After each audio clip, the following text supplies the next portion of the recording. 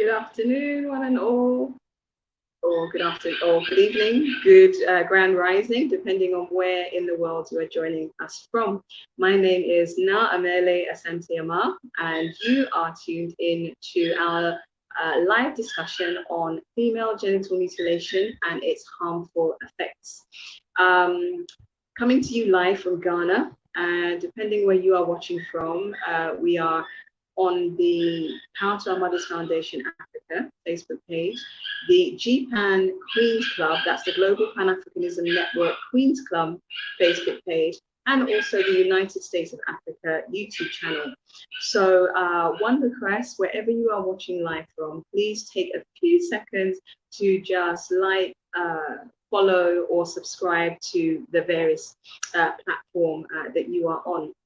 Also, please let me know where in the world are you joining me from at the moment, or us from. I am awaiting one of our guests today. Yeah, where in the world are you joining us from? And did you catch the live discussion we had on Saturday, 6th of February, looking at a world without female genital mutilation? If you're not aware, Saturday, the 6th of February, that marked the International Day of Zero Tolerance for Female Genital Mutilation. It was a day instituted or created by the United Nations back in 2003. And so there are a number of activities, events, seminars, meetings that I understand happened around on the 6th of February itself. The day before, the day after, and I'm sure there will continue to be, we will continue to have meetings and gatherings about this until female genital mutilation is a thing of the past. You can tell from our title of the show, Female Genital Mutilation and its harmful effects, that at least on this platform, we do speak about what those harmful effects are. If you caught the post that was actually advertising today's live, you would have seen that it included a link to our previous pilot series of 4 episodes or so. And the point of that was because that really did describe the origins of female genital mutilation, where it came from. Because what we now know is that it did not originate in Africa.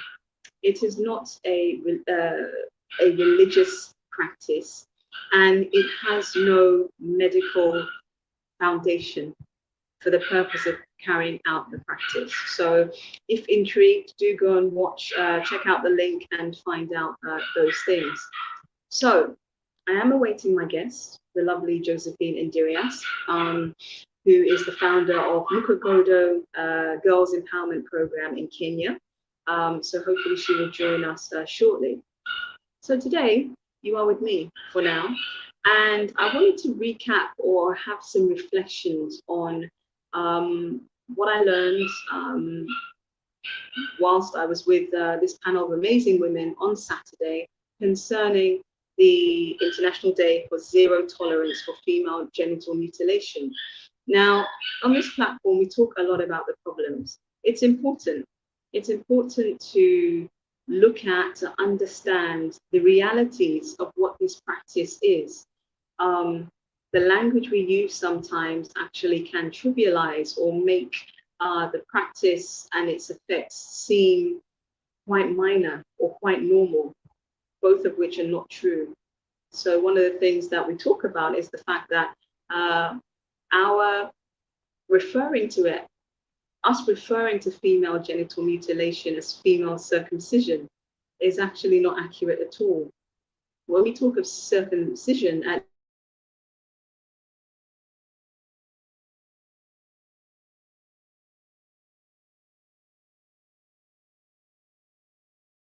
it's already loose and can easily be cut under anesthetic. In most, if not all cases that I'm aware of and I'm learning about, of when a girl, usually a girl, but it's happening unfortunately more and more to women, In most cases, when they undergo female genital mutilation, there is no anesthetic. There's no clean hospital, medical room, clinical surroundings. It appears to be quite carried out in a quite clandestine, underground, hush hush circumstances, behind closed doors, no anesthetic, no anesthetic, no anesthetic. Why am I repeating myself? If you can imagine, I'm sure this has happened to you before, but if it hasn't, if you can imagine your tongue, right? The tip of your tongue.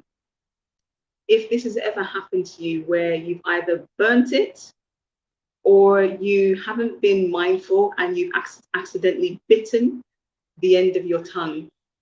And as I'm painting this picture right now, your face is probably changing because you remember what that feels like when you bite your tongue and your mouth actually becomes numb for a while. It becomes disabled for a while, like you can't actually do anything, you're just frozen. That is just the tongue, for our mouth. When we don't have the tips of our tongue, we can't speak properly. You literally are disabled for a while. I apologize because it looks like my screen may be frozen. If anybody is seeing me, you can drop me a message and say if you can still hear me, and we'll see if we can get back to us. So bear with me one moment.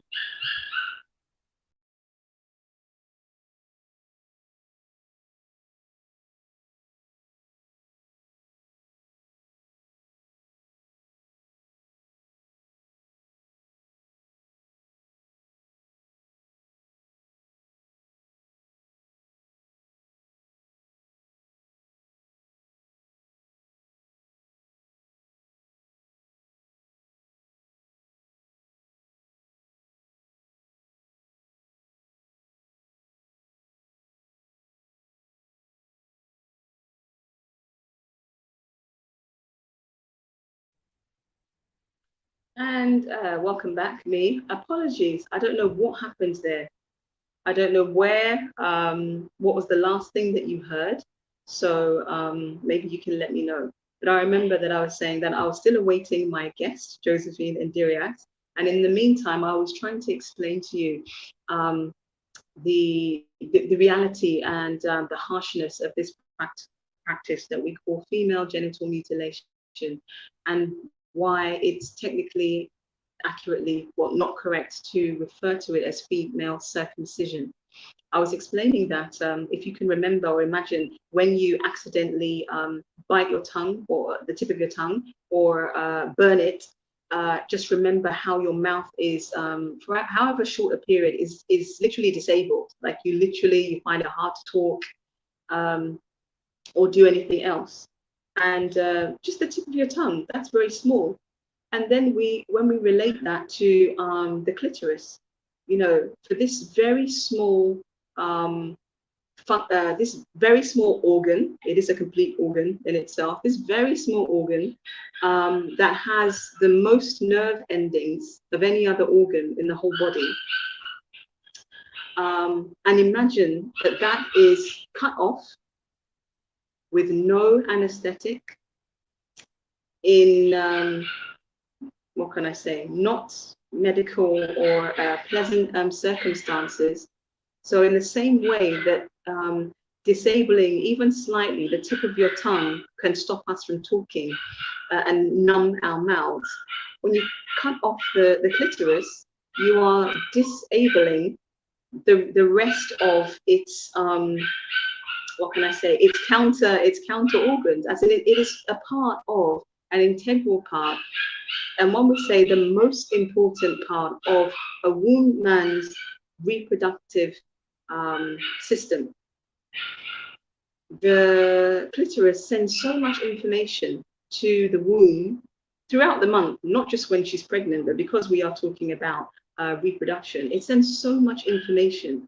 And without that one vital function, the rest of the womb can't get those instructions, like, okay, when the uterus, when it needs to dilate, so to make way for the baby to start passing through, it's like that memo doesn't get sent. So how is a woman supposed to have a healthy pregnancy, a healthy labor, when the key messenger is missing in action because it's been chopped off when the child was even so small that the last thing that she would have been thinking about was reproduction? That's why I make such an emphasis with the fact that there's no anesthetic, and it's not circumcision, because circumcision of our males, it doesn't stop them from reproducing. Circumcision, I won't even use that word, mutilation of the womb, it does, if it doesn't stop, it's true, if it doesn't stop a woman from giving birth, it certainly stops her from giving, having a natural, trouble-free birth, which she, does not suffer pain, but for the fact that she's undergone female genital mutilation. So there will be more about that. If you really want to understand just how gruesome, from an educational perspective, this practice is, join us next week, where we will be sharing with you some really key information that you may not see anywhere else, because it would usually be banned. But it's important for us that when we talk to you about what we're talking about, that you really get a true understanding. Because it's only when, and I'm still learning, but it's only when we understand the true, what I can only describe as horrors of this practice, and the fact that this practice is and can be carried out on girls as young as 3 years old up to women, women, adulthood, that you would understand why there is such passionate and vehement, attempts to ban this practice. So definitely tune in next week, 1 p.m. GMT, 4 p.m. EAT. So welcome if you are coming back. Sorry about the technical issues. It looks like it is you and I today, unless my guest is able to get on. So the International Day for Zero Tolerance for Female Genital Mutilation. I had the honor to speaking with a number of women on Saturday, looking at the different perspectives of what that means, zero tolerance. A number of things came out. Zero tolerance is making sure that when we see that this is happening, we speak up to stop it.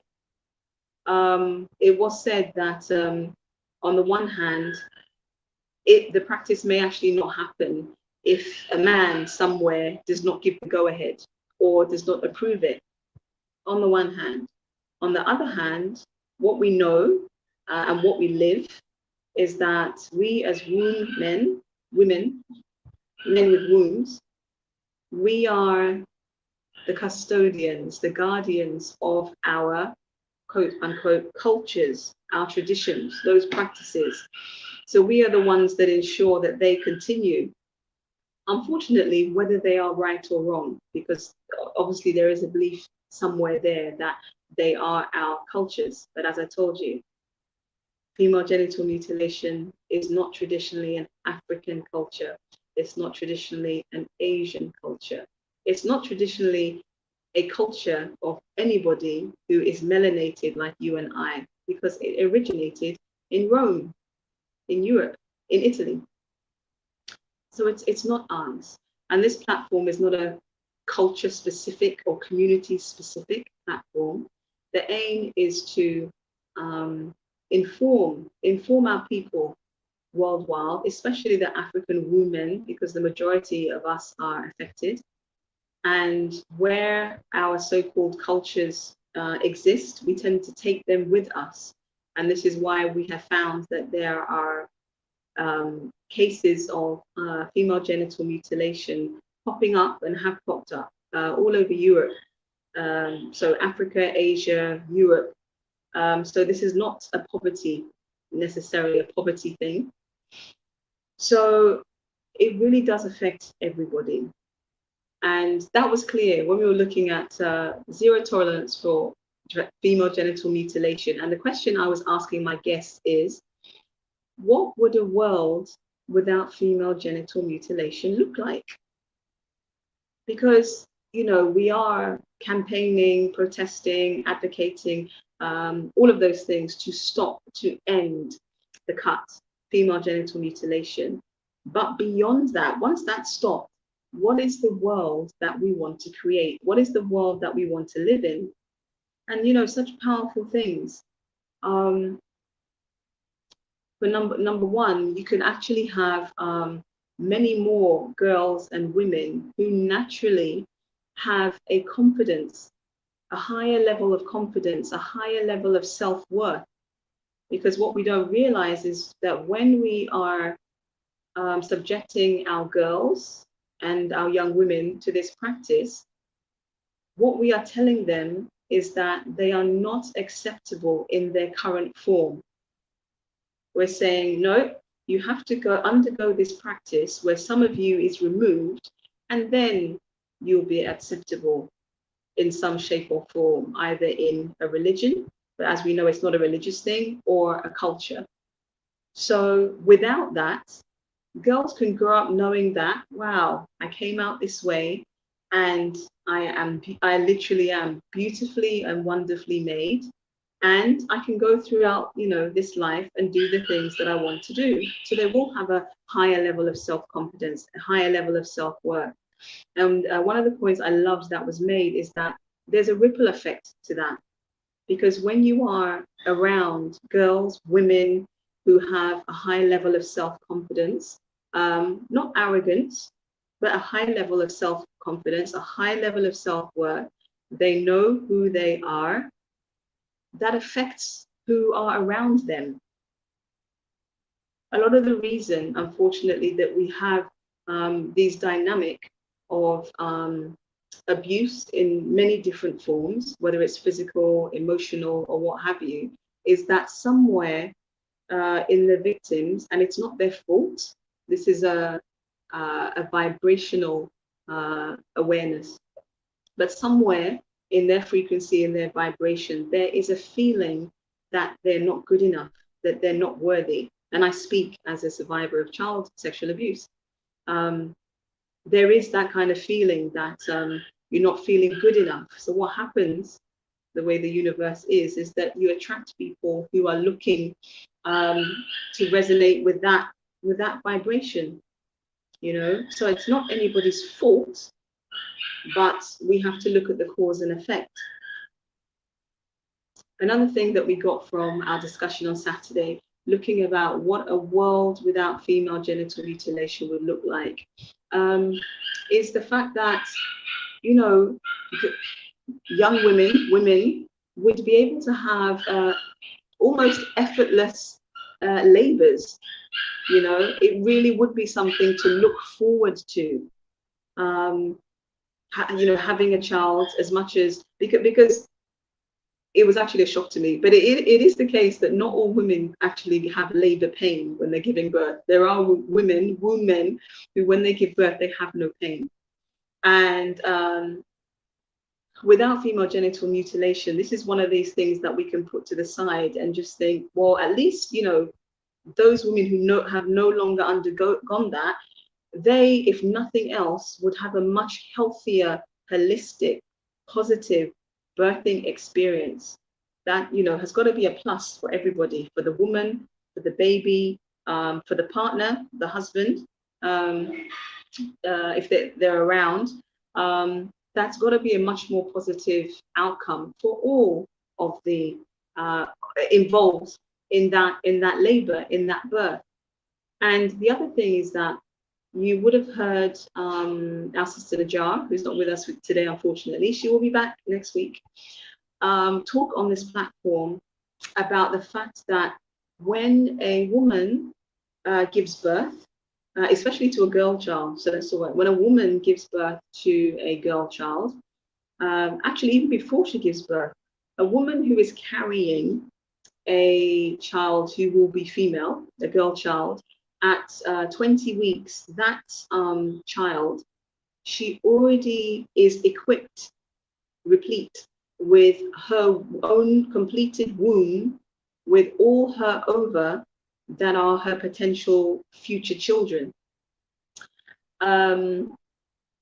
So why is that important? We talk about the fact that our mothers are our first teachers, our first educators. And sometimes, this can confuse people because they're thinking, well, both the mother and the father, they teach, they educate.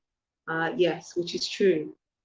The reason we say that the mother is the first educator is because the mother is teaching, educating, informing, instructing her child from conception.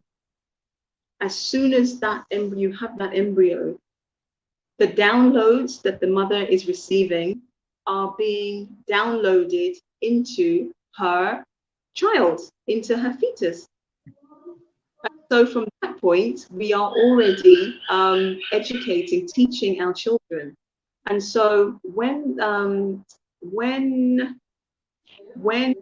girls, others, when they go through female genital mutilation and then they get pregnant, with all the difficulties and everything else, there could be fears. All these things are being downloaded into their children. So you will have generations of children that are born with this trauma already. So when we don't have female genital mutilation, at least this is one form of trauma that we are not subjecting our future generations to. I am very pleased to welcome our guest, Sister Josephine Ndirias. I was holding the fort until you joined us. Welcome. For the viewers who have not met our Sister Josephine before, Sister Josephine has many hats, but she is also the founder of the Mukokodo Girls Empowerment Program in Kenya, among other things. And I am actually intrigued. She's one of the ladies that joined me and the other panelists for our discussion on what a world without female genital mutilation looks like. But she was also involved in many other activities, all to do with the Zero Tolerance Day for female genital mutilation. So please do give Sister Josephine a very warm welcome. And Sister Josephine, I'm really looking forward to hearing about the other discussions you had on the day to mark that International Day for Zero Tolerance.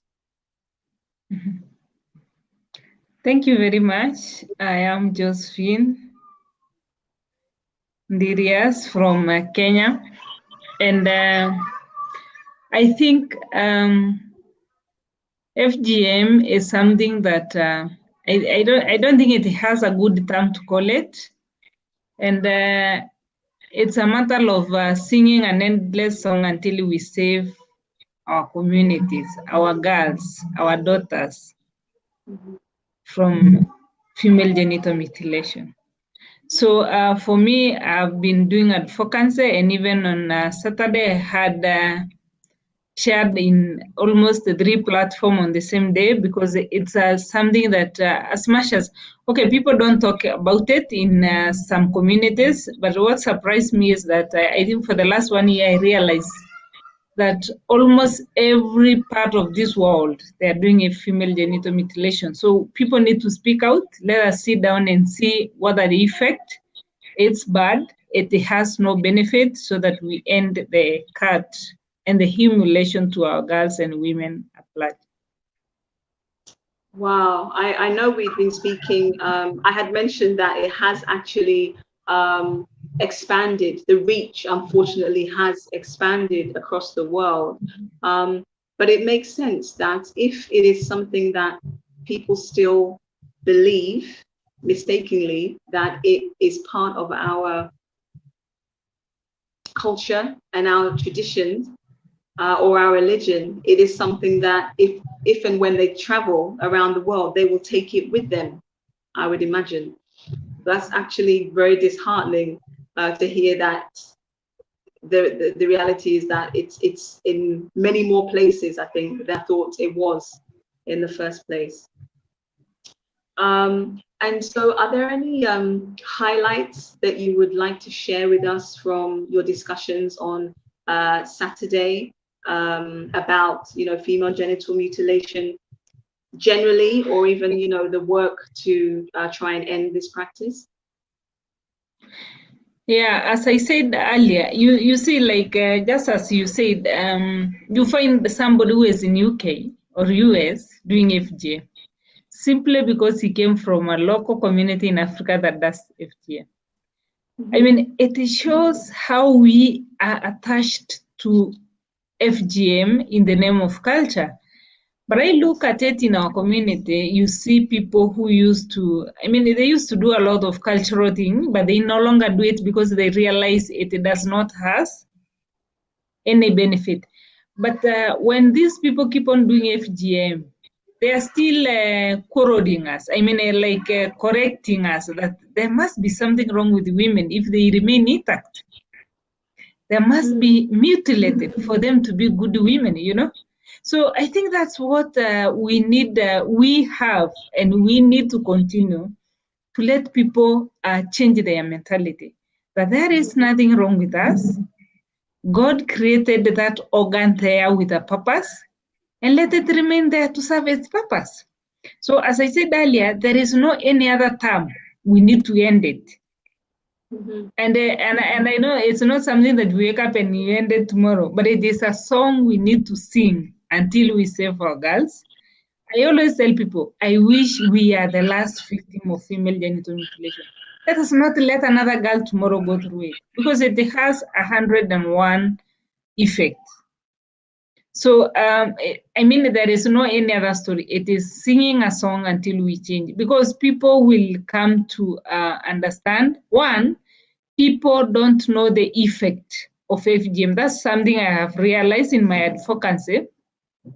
People don't know the disadvantages of female genital mutilation. So letting them know, educating them what are the effect of these fights is what is making other people realize, like, wow, this is serious. So it is really affecting girls. So it's for those who don't know, ask yourself, why do you think they are saying stop FGM? Can you do some research or go anywhere where there is this advocacy? Learn. It has 101 bad effect to our daughters. So let us continue educating these people. We need to end FGM now. Absolutely. Sorry, I muted myself. I think that is because I was saying to the viewers before you joined that the zero tolerance, the International Day for Zero Tolerance for Female Genital Mutilation was instituted in 2003. And here we are now, 2021. Are you personally encouraged by what has been achieved in that period of time in terms of trying to end female genital mutilation?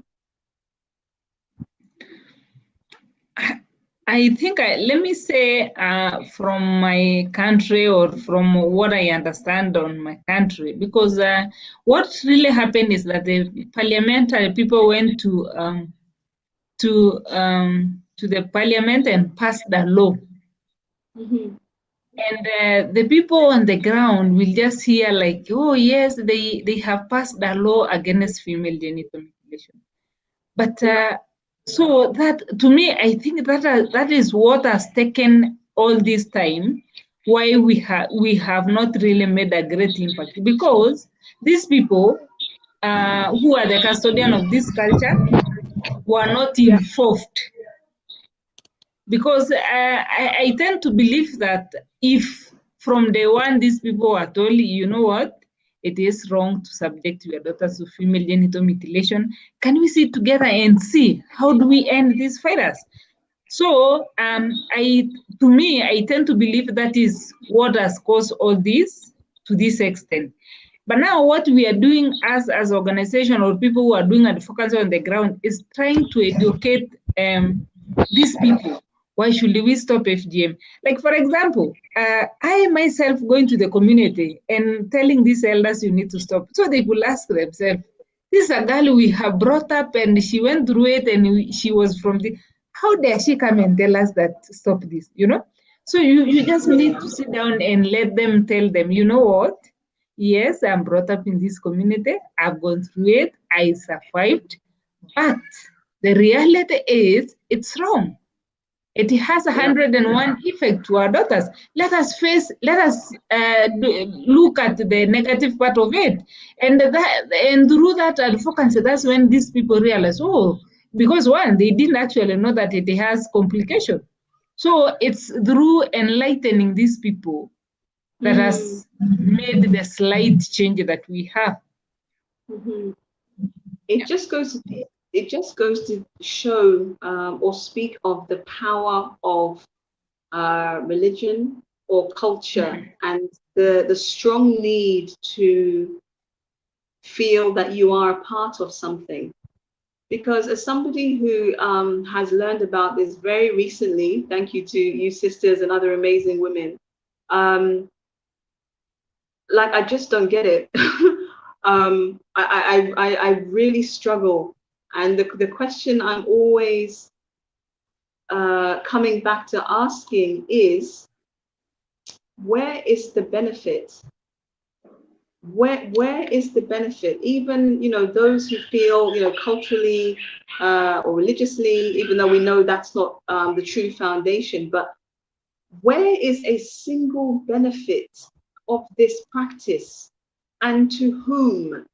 And I ask to whom because I think one of the conversations we have had on this platform, maybe very briefly, and we need to revisit, is that I understand, I have heard that there's this disconnect between girls and women being subjected to or undergoing this practice,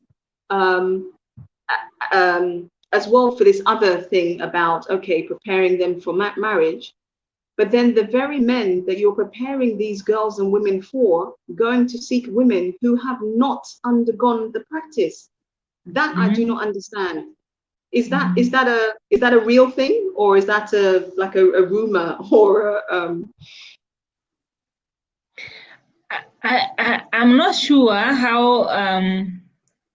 I mean, I can't defend that, but what I want to say is that from my research, the reason why people in our community subjected girls to female genital mutilation is to dominate these women, you know? So it benefits the man because that woman is under my control. right? Okay. So the only person who is fooling himself that he is benefiting is the so-called man, because he feels like I'm controlling that woman. I'm in control of her sexuality. And of course, for him, if he feel like going and probably mingling outside there and testing other women how they taste without the card, but he knows that the wife, the woman he has, is already under control, you know. Yes. But what I'm saying is that was the genesis of the female genital mutilation. But what shocked me is that we are continuing this mess even when we have well-educated and enlightened people. You know, yes, we understand it was a mess that happened, but then why do we keep on doing it every generation that is coming? That's my word. Indeed, I would personally choose to use different words than educated and enlightened, because I feel that, or at least if you're enlightened, I don't see how you can continue with such a practice, you know. But thank you for making that point about this. There is a benefit, but that benefit is to the detriment. This is what I'm saying. That benefit is to the detriment of the majority of the human population, because the women and the girls, we are the majority of the population statistically. So how a benefit to the minority, if I can put it like that, how is that supposed to, you know, end up to be a positive for the rest of the population? I don't see that can happen. I really don't. And go ahead. Of course, it is not a benefit, but as I said earlier, you can never give what you don't have. You can never give love if you yourself you don't have love. So for the mothers who have gone through it and they feel like, wow, it has worked in us. We are able to sustain our marriages despite the hell we are going through. So they keep on. They feel like it's good we pass it to our girls, you know, because it's something they don't know. It is. They feel like. I mean, it's a pain for me to have gone through the life I have gone through is because of that. Because I'm a woman through that, you know. So why don't I pass through my daughter, you know? So it is a trend we are passing because they don't know the other side of it and they don't want to risk knowing how does it feel, you know? Yes, yes.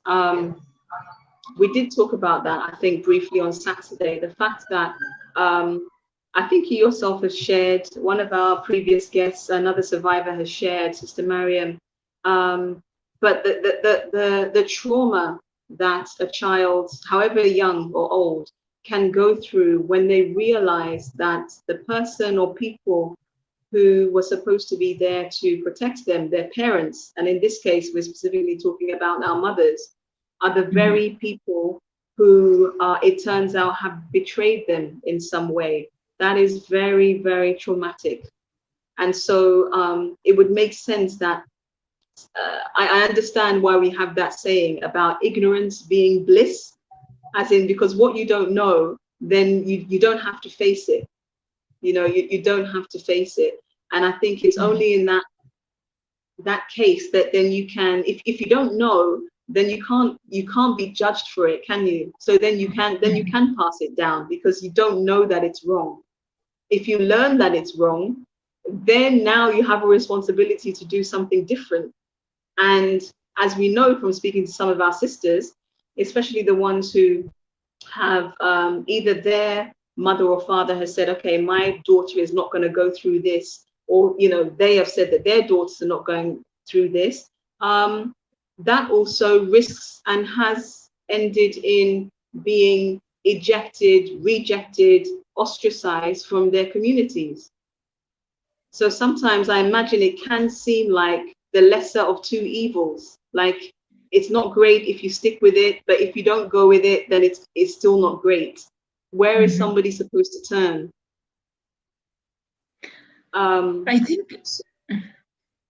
Go ahead, sister. No. So what I was saying on that is that, like, I look at that issue and I'm saying, like, this is my daughter. It's me who cares about needs, education. I mean, so I don't think I will need the society consultation or their opinion when it comes to the health or what benefit my daughter. So because sometimes if you look at, we can never please the world, you know. We can neither please the cultural sectors and the community at large. So when it comes to an issue like that, it is you to guard your daughter. It's you to make decision for her. Because one, we have seen girls who have gone through schools, they have been professional ladies, and finally they got married to the same men. But if you try to subject your girl to FGMs so that she can get a husband, I mean, to me, it doesn't make any sense because the same men are getting married to girls who have not gone through the cut. So why not this girl? Yes. So I think the issue of getting a husband or fitting into this community should be the last thing you think about. Can you fit where you can? Not necessarily here, where people will accept you before knowing what is in between your legs. You understand? Yes. That comes back to what I was saying earlier about some of the discussion we had on Saturday. The fact that and you have mentioned it here, but the fact that when the girls, in the context of what would a world without female genital mutilation look like, and I was explaining how we discussed that, you know, girls, women, they would have much higher levels of self-confidence and self-worth because they wouldn't have been through a practice at a very young age that told them, that conditioned them to believe that they were not acceptable unless they removed parts of themselves. They wouldn't have undergone that, you know.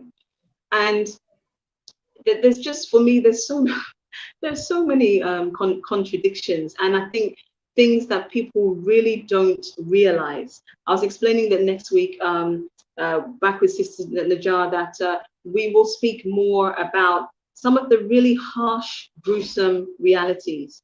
I spoke on Sunday on another platform about the fact that we probably don't, I mean, I don't naturally think this way. It's because we're having these discussions. But imagine a scenario where, for instance, if you're in a community where a girl undergoes female genital mutilation purposefully to prepare her for marriage, okay? And both you and some of our other sisters have spoken about the different types of female genital mutilation there are, from just cutting off the clitoris to, you know, cutting off either the outer or the inner lips, the labia majora or minora, to is that the total infibulation, where there's infibulation, completely. So the very fact, I really want people to imagine this, the very fact that you can subject, because we were talking as well in the context of early marriage. So a girl undergoes female genital mutilation with a view that she's actually going to be married very soon. So she goes through a process where the clitoris is cut, the labia majora, minora, they're sealed shut, either glued or they're stitched completely shut, and then she's going to be married. Now, for most of us, or in most, I think, traditions, it's reasonable, I think, to accept, or that it does happen, that on the wedding night, the man and woman are to they are to have intimate relations. They're to have sexual intercourse. So you have sewed up something that naturally needs to be opened to enable the girl or the woman to have sexual intercourse, which means if she wasn't sore enough already, she now has to be cut open so that she can fulfill these, shall I call them marriage rights? Marriage rights in a situation which in a situation where I think can be nothing other than extremely painful. Like, I literally want somebody to explain this to me, because it makes no sense. It makes no sense at all, apart from torture for the girl or the young woman who has just been married. I don't even understand how a man, that's not my, but I don't even understand how a man is supposed to enjoy this. This is like, I really don't understand. I really don't understand. Maybe somebody can explain it to me. I might not be so good in talking about the infibulation, because from my research, it's done by most of this Muslims community. But my small understanding of it, the motive of it, one, remember the mother of this girl has gone through it, and she has survived. She is held, you know, to her, I'm good. So why can't you go through it? You understand? Then secondly, they talk of virginity of that girl. No other man should come near her until when she got married, you know? And the painful part about it is that I understand, they must shed blood during their first night. Without that, then that means, it's not I mean, that lady has defiled their matrimonial bed, but so for them, they make sure that this girl has been sealed. Of course, she could not even be interested with any other man, and of course the pain. So you see now the man, I don't know, maybe Naja will tell us another day whether the man must also be going through pain. How do you penetrate into a sealed lady, you know? I also don't understand that. Maybe it's only those people who come from that community who practice that will be in a good position to tell us. But you see, the underlying here is to control this woman, you know? Because like I remember actually a friend of mine was telling me that when she got married, she is a Muslim and she went through the infibulation. So when she got married, on the same night, an old lady had to come with a knife to cut through it before the man now penetrate. So she had to go to the hospital to heal that wound. Then, of course, during delivery, she had to go through a CS. So it's horrible. But we, as women, we are not seeing that we are being humiliated, we are being tormented. And that's why I'm saying for us, where we need to start is develop self-love. Because you look at a mother, she said, okay, I also went through it and I did not die. So she can also go through it and she will not die. Then we pass it from one generation to another. But now, if I wish every woman will ask yourself, why must my daughter go through it? Yes, I went through it. It's horrible. Are you happy the night you went through a second knife simply for a man to be able to penetrate? A third or fourth knife during delivery. So is it something that we are happy passing through one generation to another? Of course it is not. So that's what I'm saying. People need to speak out and say whatever is wrong, it is wrong. And we need to stop. Thank you. I think the challenge, which I think we are addressing, is that when you don't know something is wrong, you may not necessarily then feel the need, do you understand, to speak up. So like you said, if you've grown up as one of our previous guests and survivors has, where that is your normal, like everybody around you does it, or they tell you that that is the thing to do, you don't there's nothing to trigger you to question that unless you happen across a discussion like this. So I think I would add to what you're saying in terms of the self-love is the fact that we do need to have more of these discussions and for people to share, because we don't know how far it can reach. Because if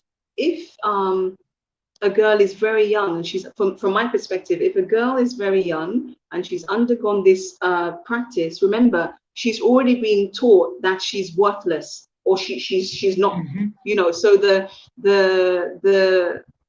idea, the notion, the feeling of lack of self-worth is actually embedded in her from a very young age.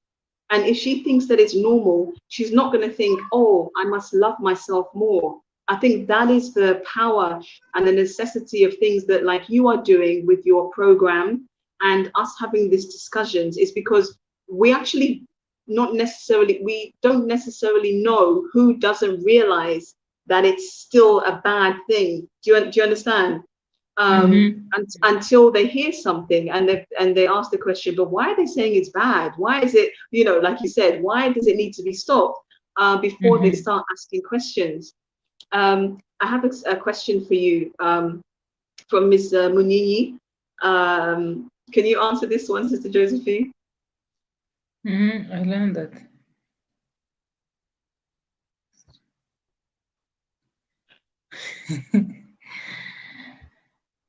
I think it's also but now that's what I'm saying. Men are the people who initiated this thing. Why? Because they just want to dominate women. You understand? It is true. We have some men who says, but why? You ask yourself, why are they saying that?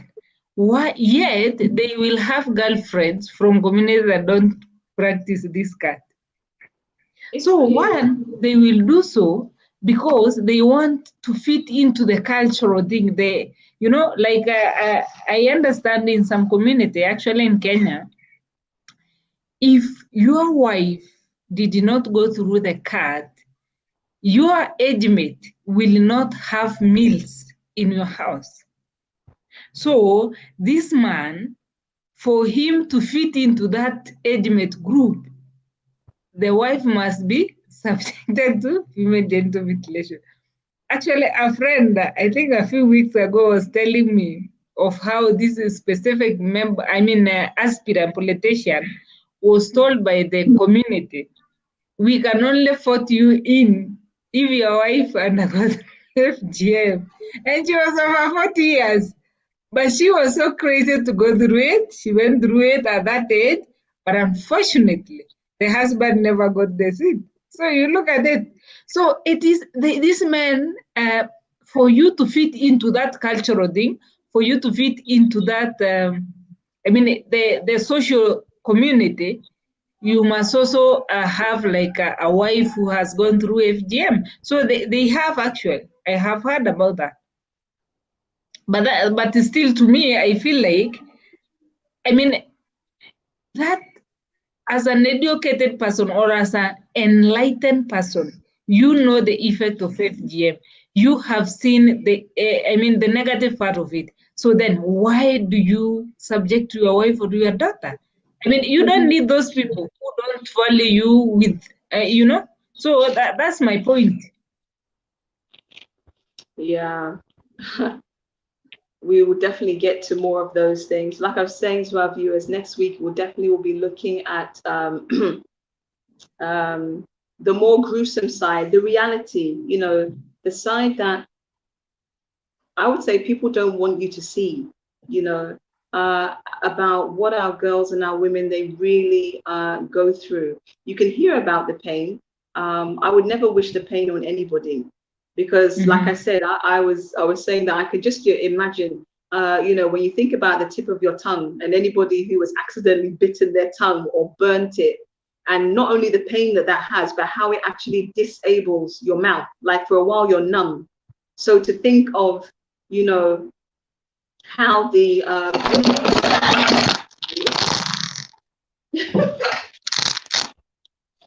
apologies. Let's see if we're back. Sorry about that. The stand fell down. Yeah, no, just to think of if the tip of your tongue can just disable or numb your mouth, how the clitoris, which is maybe the end, I guess I'll say, or of your whole reproduction, a woman's reproductive system, how that would just disable that from working how it should work. It's serious.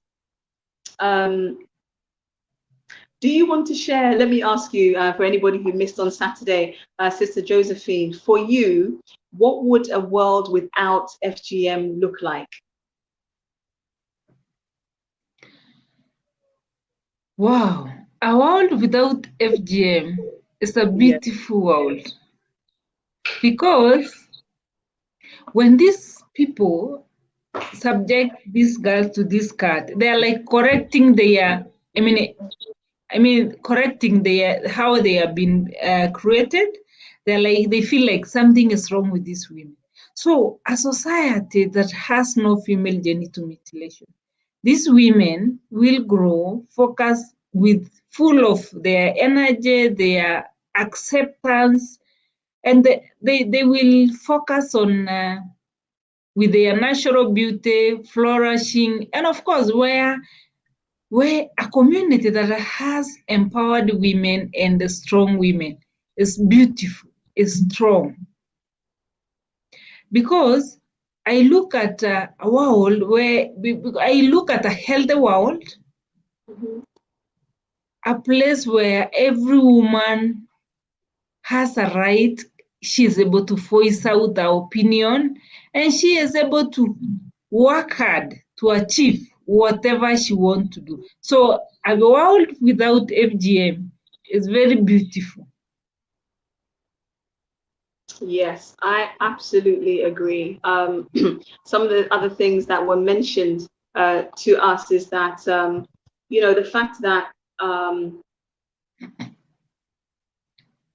we would actually, I mean, this came in the context of what zero tolerance looks like, but one leads to the other.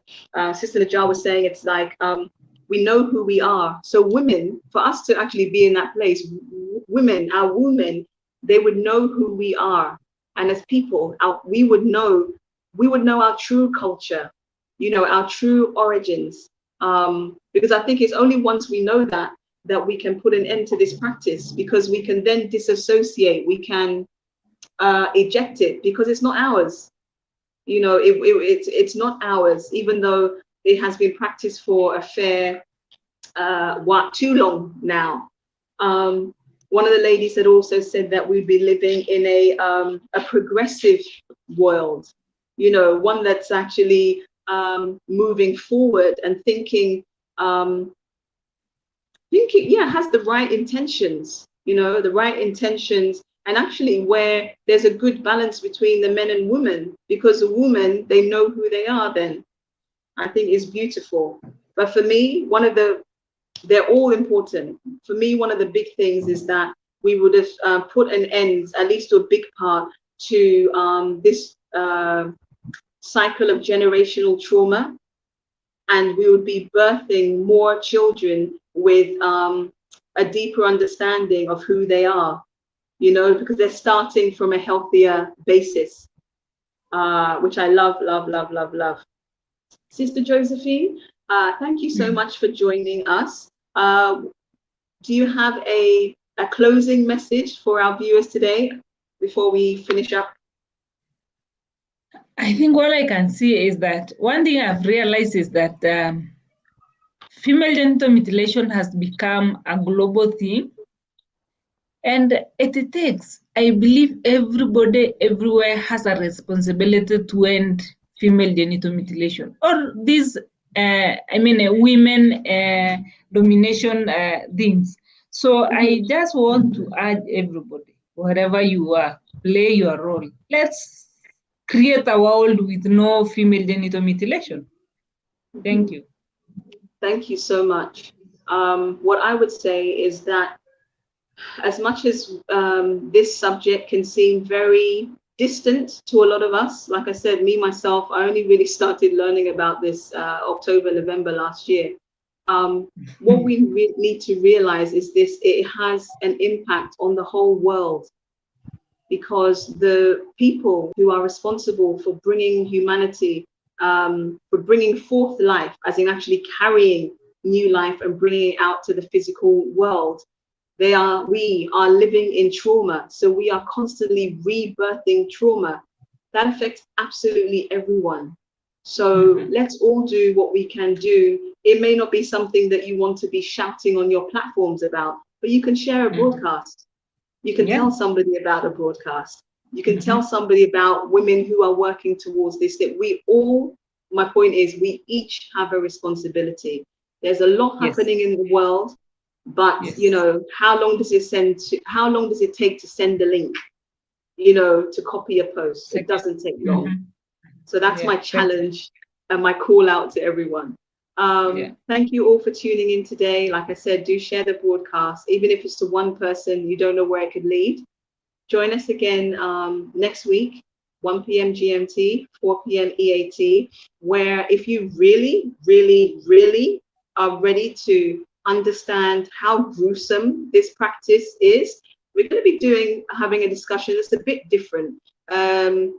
You need to come, you know, fortified, to mentally prepared to come and consume what we're about to share with you next week. So that's 1 p.m. 1 p.m. GMT UK time, 4 p.m. EAT next Tuesday. Thank you again.